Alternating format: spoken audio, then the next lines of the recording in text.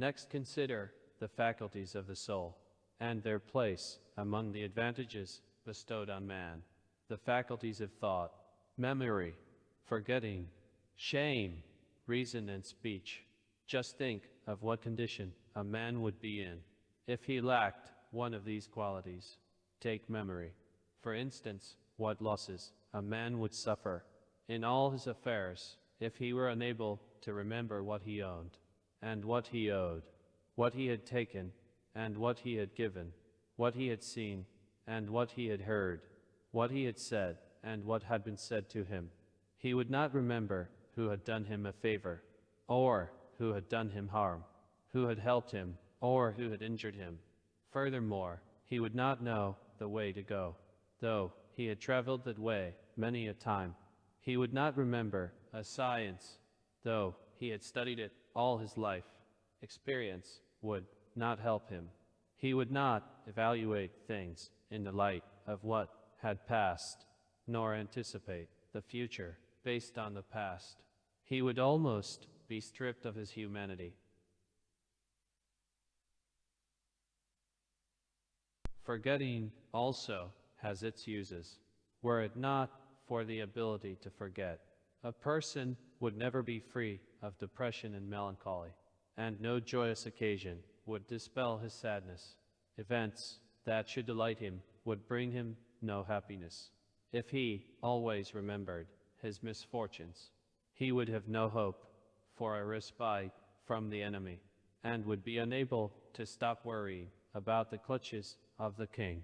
Observe how man has been endowed with two very different, opposite qualities, memory and forgetfulness, each of which offers him various kinds of benefits.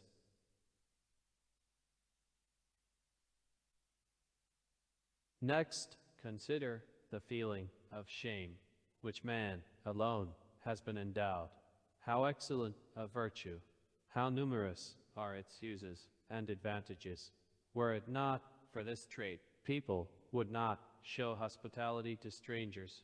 They would not keep their word, grant any requests, show kindness, or keep far from wrongdoing in anything. Many precepts of the Torah are fulfilled only out of shame.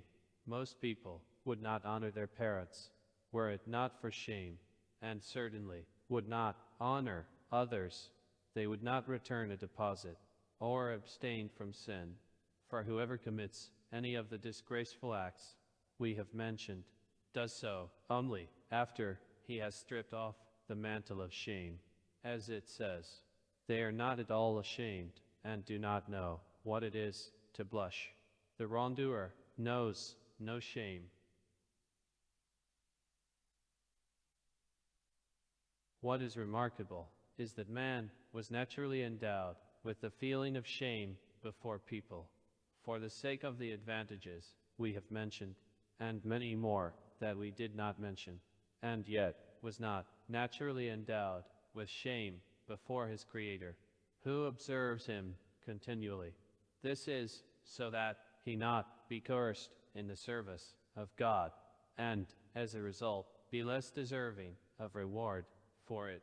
We are, however, obligated to feel shame before the Creator as a result of reflection, realization of the service we owe him, and the awareness of his gaze upon our outer and inner lives.